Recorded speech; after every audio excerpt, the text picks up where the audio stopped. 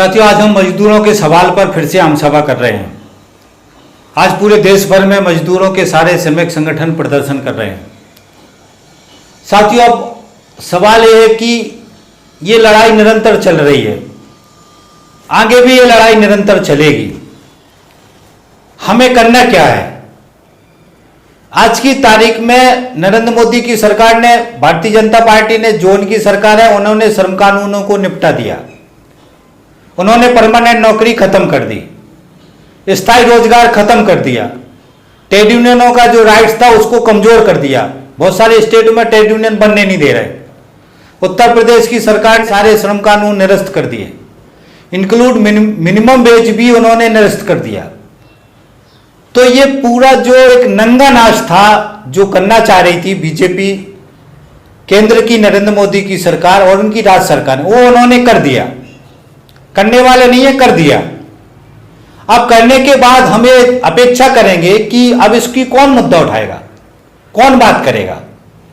क्या हम बीजेपी से अपेक्षा करेंगे, नरेंद्र मोदी से अपेक्षा करेंगे, आरएसएस से अपेक्षा करेंगे, वो मजदूरों की बात करेंगे, या हम इस मीडिया से अपेक्षा करेंगे कि मीडिया चैनलों पे दिखाई देगा, सुनाई देगा कि साहब मजदूरों के जो कानून खत्म उस पर बहस चल रही है। कौन बात करेगा साथियों, कौन चर्चा करेगा? ये बहुत बड़ा सवाल है साथी। आज की तारीख में यूथ जिस तरीके से अपनी जिंदगी के असल सवाल, उसका नौकरी का जो सवाल है वो खत्म हो गया, मगर उसको कोई बात समझ में नहीं आ रही। यूथ के अंदर गुस्सा ही नहीं आ रहा। यूथ को ये बात बिल्कुल समझ में नहीं आ रही कि मेरी नौकरी परमानेंट खत्म हो गई, मेरा भविष्य पूरा बर्बाद हो गया, खत्म हो गया। ऐसी ठेकेदारी में, ऐसी फिक्स टर्म में नौकरी करूंगा, साल 2 साल करूंगा, मेरे को भगा देंगे। स्टाफ में हालत है कि नौकरी कभी भी रिजाइन लिखवा करके नौकरी से निकाल दे रहे। नौकरी से भगाने की प्रक्रिया आज की तारीख में नॉर्मल हो गई। फिर भी हमें जरा सी ये बात समझ में नहीं आ रही, देश के यूथ को समझ में नहीं आ रही, देश की जनता को समझ में नहीं आ रही कि इतना बड़ा सवाल बदल गया तो हमको गुस्सा दिखाना चाहिए, हमको उसका विरोध करना चाहिए, तो हम चुप हैं और कोई दूसरे माहौल बनाएगा इसके इंतजार में बैठे हैं। कोई माहौल नहीं बनाएगा साथियों। ये खासतौर से यूथ, नौजवानों को, छात्रों को समझना है। नरेंद्र मोदी की सरकार ने, भाजपा की सरकार ने ये सारा संशोधन किया ही इसलिए है कि वो हमारी जो नौजवान पीढ़ी है, बच्चे हैं, जो नई पीढ़ी आ रही है, इनका शोषण कर सकें, इनको लूट सकें, इनसे सस्ते पैसे में हम काम करा सकें, जिसके लिए उन्होंने श्रम कानून खत्म किए। तो आप उनसे अपेक्षा करेंगे वो बात करेंगे? नहीं करेंगे साथी। मैं आपको पिछले कई वीडियो में समझा चुका हूं कि ये जो मीडिया है आज की तारीख में, ये मीडिया पूंजीपतियों की मीडिया है। ये पैसे पे काम कर रहे हैं। आज की तारीख में इनकी ईमानदारी, पत्रकारिता, ये सब खत्म हो गई। ये सब धंधा है, जो पैसा देके जैसा बुलवाएगा वैसा बोलेंगे। अब अभी हिंदू मुसलमान चलेगा, हिंदू मुसलमान चलेगा, और भी बहुत सारी लड़ाइयां चलेंगी, जाति धर्म की लड़ाइयां चलेंगी, ये सब डिबेट चलेंगे, मगर आपकी जिंदगी की, रोजी रोटी की, रोजगार की कोई बात नहीं होगी। इसको समझ लो। ये लड़ाई आज के नौजवान को, यूथ को, हमको, और जो नौजवान यूथ है उनके माँ बाप, जो समझदार लोग, उनको समझना है ये लड़ाई हमको लड़ना पड़ेगी। और दूसरा ये समझना है कि जो ट्रेड यूनियंस हैं, ट्रेड यूनियंस में खासतौर से जो वामपंथी आइडियोलॉजी की ट्रेड यूनियंस हैं, जो समाजवादी विचार जिन ट्रेड यूनियनों का लक्ष्य है, लाल झंडे वाली ट्रेड यूनियन है, ये ट्रेड यूनियंस, मजदूरों के जो संगठन है, ये ट्रेड यूनियंस खास तौर से इन सवालों को बहुत ही ताकतवर तरीके से उठा रहे हैं। इस बात को हमको समझना है। अब हम इसके सदस्य नहीं हैं, तो हमको समझना है कि जब भी कॉल आता है, जब भी आता, तो हमको विरोध करना चाहिए, मगर हमें समझते हमारी कोई जिम्मेदारी नहीं है। जो ट्रेड यूनियन के सदस्य हैं, जो कुछ लोग झंडा लेके खड़े हो जाते तो वो कर रहे हैं, हमारा कोई जिम्मेदारी नहीं है। ये बात ठीक नहीं है, इसको सुधार करो। हम सबका ये जिम्मेदारी है कि जो हमारे लिए लड़ रहा है उसके साथ हम खड़े हों, उन ट्रेड यूनियनों के सदस्य बने, उनके साथ जुड़े, अपने कारखाने के अंदर ट्रेड यूनियन बनाए, अपने शहर में सारे मजदूरों को उस ट्रेड यूनियन के साथ जोड़ें और ट्रेड यूनियन को ताकतवर करें, मजबूत करें। जब ट्रेड यूनियन, मजदूर संगठन मजबूत होंगे, तब हम देश भर में आंदोलन करेंगे, देश के यूथ को इकट्ठा करेंगे, जिसमें छात्र, नौजवान, जो किसानों के बच्चे हैं, ये सारी गरीबों की ताकत को हम इकट्ठा करेंगे और यूथ को इकट्ठा करके यूथ जब सड़कों पर निकलेगा तब जाके सरकार को कुछ समझ आएगी। आसानी से ये सरकार सुनने वाली नहीं है, अच्छी तरीके से समझ लो। तो ये आंदोलनों के माध्यम से हमारा अपील है नौजवानों से। ये सबसे कठिन सवाल है। अब हम बार बार ये कहें उनने ये कर दिया, उनने ये कर दिया, तो वो तो कर दिया उन्हें जो करना था उनने कर दिया। अब हमें क्या करना है ये हमें सोचना है। तो हम लोग जो बेहोश हैं उससे बाहर निकलें, बेहोशी से, और हमें सोचें। अभी कारखानों में देखो, ये कारखाने के अंदर 1,000 मजदूर काम कर रहे हैं, मगर उस मजदूर जो है यूथ बच्चे, 20-25 साल तक के बच्चे कारखानों में, एक कारखाने में बहुत हजारों कारखाने, लाखों कारखाने ऐसे हैं जिसके अंदर काम कर रहे हैं। आजकल के जो कारखाने हैं, जो बड़े बड़े कारखाने, उन्होंने 25 साल के ऊपर की भर्ती बंद कर दी है। 25 साल के नए बच्चों को ट्रेनिंग के नाम पे सारे यूथ बच्चे हैं। कोई भी यूथ बच्चा ये सवाल नहीं उठाता है कि मेरी जिंदगी का क्या होगा। बस मोबाइल में मस्त हैं, गाने सुन रहे हैं, नंगे पुंगे वीडियो देख रहे हैं, एंजॉय कर रहे हैं, सेक्स मस्ती में मस्त हैं। बस उसके आगे उनको कुछ समझ में नहीं आता है। और ऐसे वीडियो जो हम बनाते हैं जानकारी के, वो वीडियो यूज सुनते नहीं है, वो सुनते नहीं है। थोड़ा सा सुनेंगे उनको मजा ही नहीं आता है। तो इस तरीके से हमने अपने दिमाग का जो डब्बा है उसको बंद कर लिया है। और यही ये पूंजीपति चाहते हैं कि दिमाग का डब्बा बंद कर लें। वो यही नरेंद्र मोदी की सरकार चाहती, ताकि अपने दिमाग को डब्बा को बंद करके आप चुपचाप रहें और आपको लूटा जा सके, आपका शोषण किया जा सके।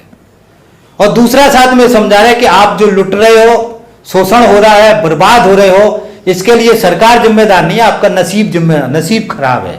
ये धर्म का नशा चढ़ा रहे हैं हमारे दिमाग में, ताकि हम असल सवालों से भटक जाएं।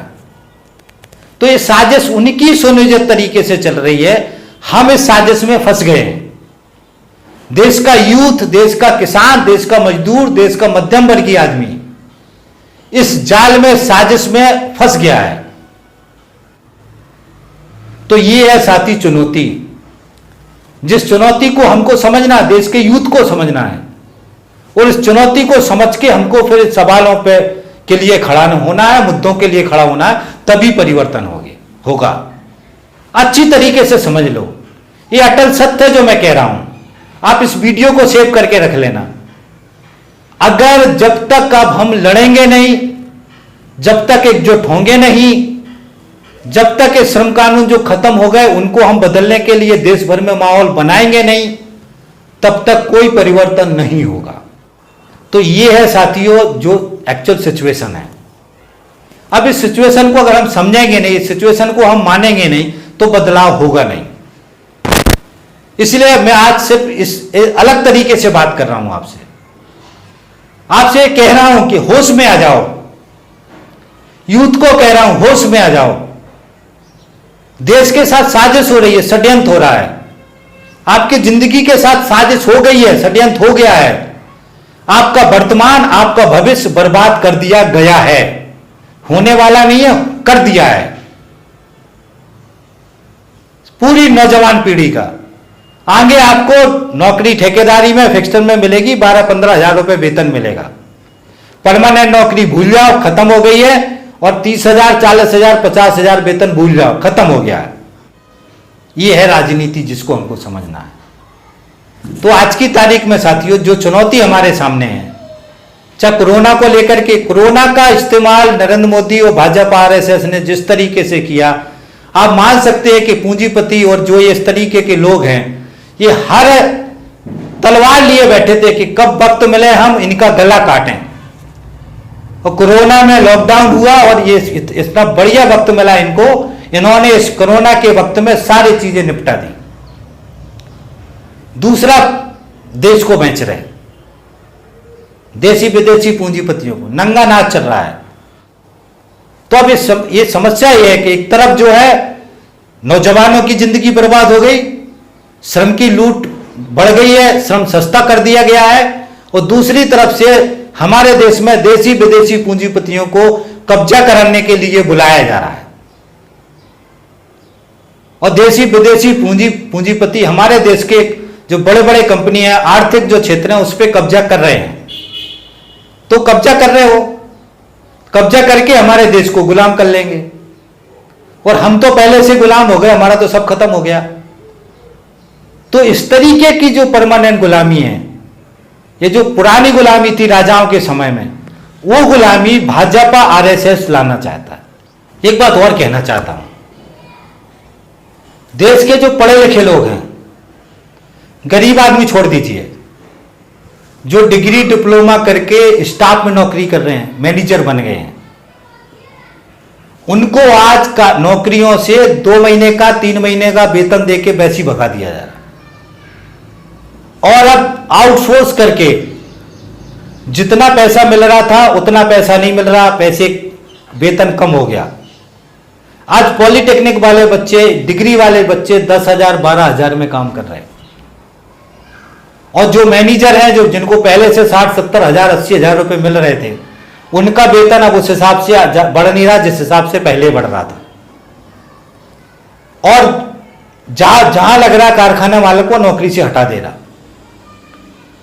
तो मैं बहुत सारे लोग जिनको नौकरी से हटाया रोते हुए आ रहे घर, स्टाफ के बहुत सारे लोगों को हटाए रोते हुए आ रहे घर, उनके दर्द को कोई नहीं समझ रहा।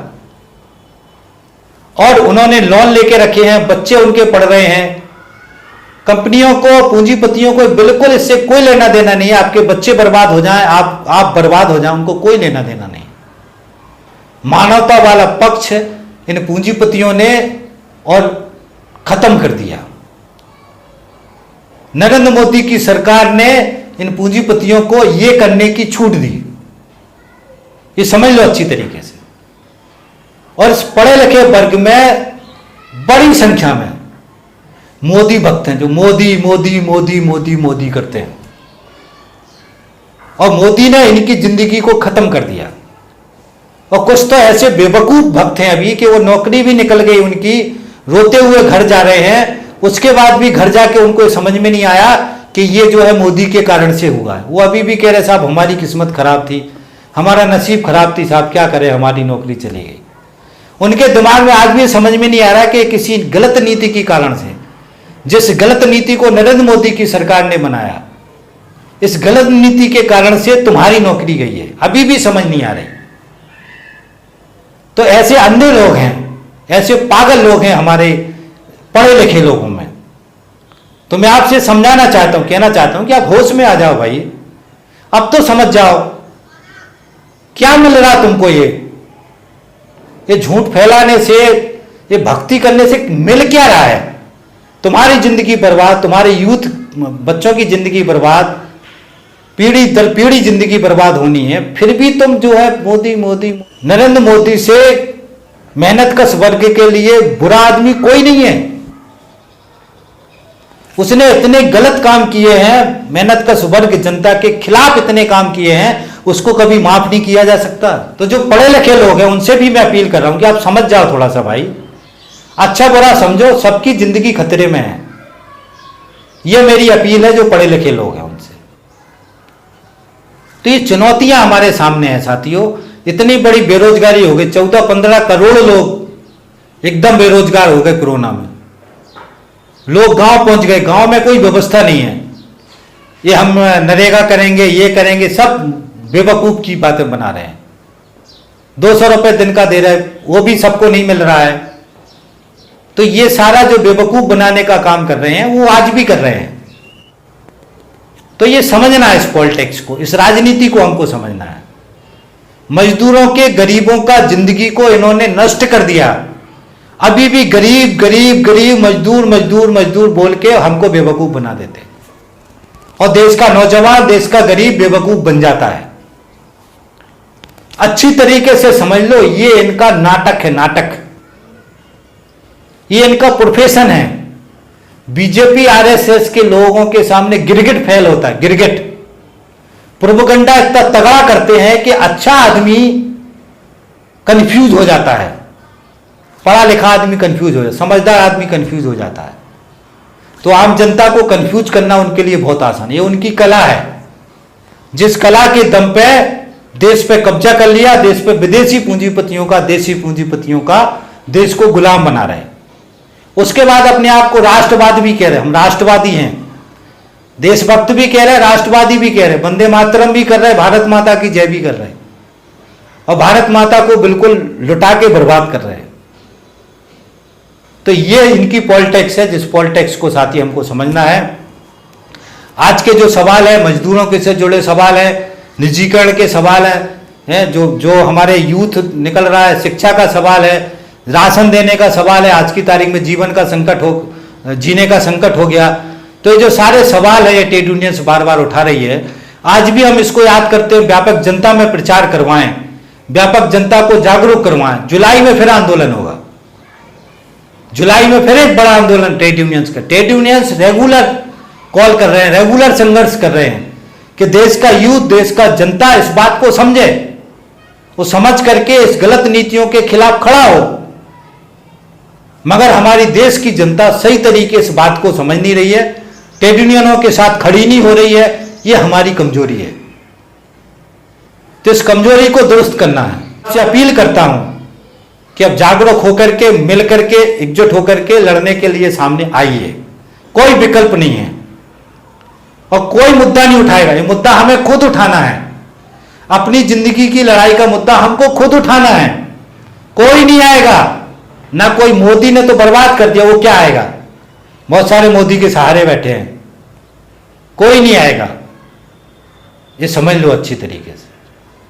तो मैं अपनी अब बात खत्म करता हूं इसी आशा उम्मीद के साथ कि आज की आम सभा में मैंने जिन सवालों को उठाया है, आपके दिमाग में ये सवाल घुसने चाहिए। और आपसे मेरी अपील है कि इस पूरे सवालों को देश की जनता तक पहुंचाने में सहयोग करें। तो इसी आशा उम्मीद के साथ मैं अपनी बात खत्म करता हूं। थैंक यू साथी, धन्यवाद, थैंक्स। मिलते हैं।